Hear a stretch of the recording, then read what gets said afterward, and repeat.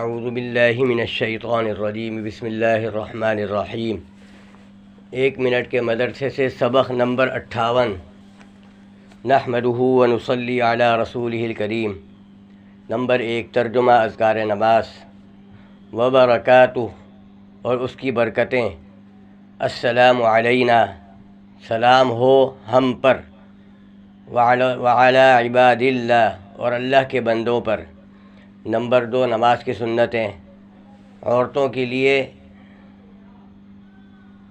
نماز کی سنتیں عورتوں کے لیے۔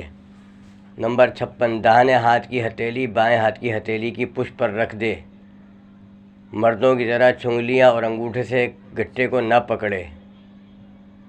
نمبر 57، رکوع میں کم جھکے۔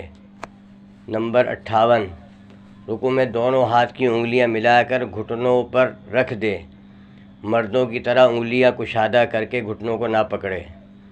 نمبر 3، بڑے بڑے گناہ جو بغیر توبہ کے معاف نہیں ہوتے اور ایک گناہ بھی اوپر سے نیچے گرا دینے یعنی جنت سے جہنم میں لے جانے کے لیے کافی ہے، مگر اللہ تعالیٰ جس پر فضل فرمائے۔ نمبر 56، سود پر گواہ بننا۔ نمبر 57، جھوٹ بولنا۔ نمبر 58، امانت میں خیانت کرنا۔ نمبر 4، گناہ کے نقصانات جو دنیا میں پیش آتے ہیں۔ نمبر 1، ہر گناہ دشمنان خدا میں سے کسی کی میراث ہے، گویا یہ شخص ان ملعون قوموں کا وارث بنتا ہے۔ حدیث پاک میں ہے، جو شخص کسی قوم کی وضع بنائے وہ انہی میں شمار ہوگا، لہذا جلد توبہ کرنی چاہیے۔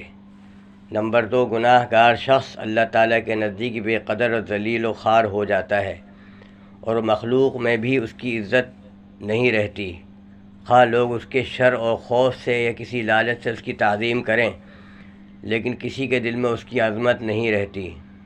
نمبر 3، گناہ کی نحوست نہ صرف گنہگار کو پہنچتی ہے بلکہ اس کا ضرر دوسری مخلوقات کو بھی پہنچتا ہے، جس کی وجہ سے جانور تک اس پر لعنت کرتے ہیں۔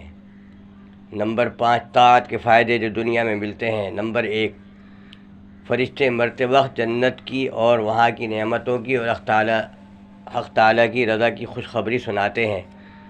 نمبر 2، بعض عبادات میں یہ اثر ہے کہ اگر کسی معاملے میں تردد و فکر ہو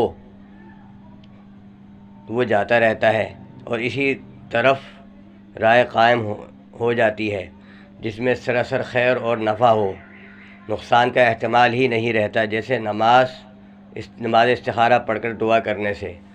نمبر 3، بعض طاعت میں یہ اثر ہے کہ اللہ تعالیٰ اس کے تمام کاموں کی ذمہ داری لے لیتے ہیں، جیسے حدیث قدسی میں ارشاد ہے کہ ابن آدم، میرے لیے شروع دن میں 4 رکعت پڑھ لیا کر، میں ختم دن تک تیرے سارے کام بنا دیا کروں گا۔ ترمذی شریف کی حدیث۔ اللہ تعالیٰ ہم سب کو عمل کی توفیق عطا فرمائے۔